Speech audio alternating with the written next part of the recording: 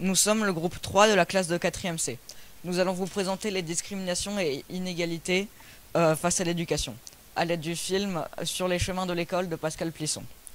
Nous allons commencer par vous présenter les deux cas de figure, les deux cas d'études, puis les inégalités et discriminations. Pour finir, nous parlerons de l'opinion des deux cas d'études étudiés et du nôtre.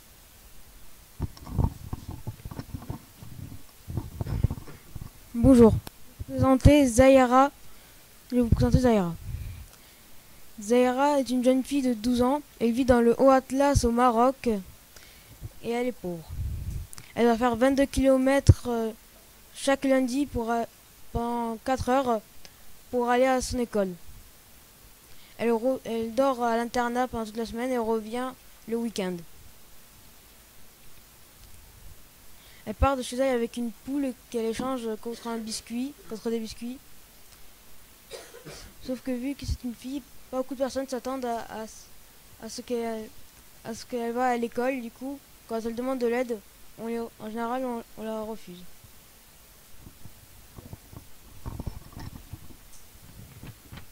Je vais vous présenter Samuel qui a 13 ans et qui vit en Inde avec sa famille qui est très pauvre. Il est handicapé et ses frères doivent le pousser tous les jours pour aller à l'école. Pour 4 km, il met plus d'une heure pour aller à son école. Malgré son handicap, il n'y a aucune adaptation pour l'amener à l'école, telle que le transport en commun. L'école est trop pauvre pour adapter les escaliers et il doit être aidé par ses camarades pour monter les étages afin d'aller en cours. Il peut arriver que les roues se crèvent et qu'il pousse avec 3 roues jusqu'au réparateur. On voit des inégalités car ils sont pauvres et n'ont pas les moyens d'aller à l'école en voiture ou en transport en commun. Parfois, les parents sont tellement pauvres qu'ils n'ont tout simplement pas les moyens d'emmener leurs enfants à l'école et préfèrent les garder à leur maison pour qu'ils les aident et travaillent. On voit par exemple qu'en Inde et qu'au Maroc, il y a entre 57 et 72% d'enfants scolarisés.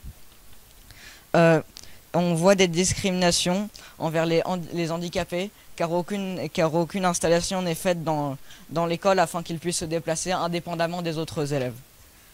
Il y a aussi des discriminations envers les filles car les parents refusent d'envoyer leurs filles à l'école parfois. Nous allons vous présenter l'opinion de Samuel. Samuel a des chances d'aller à l'école car il est handicapé et sa famille est pauvre. Il doit bien travailler pour exercer le métier qu'il souhaite.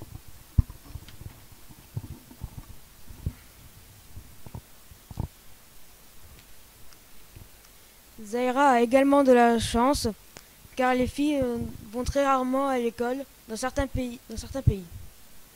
Elle aussi doit bien travailler pour avoir un meilleur métier et aider sa famille.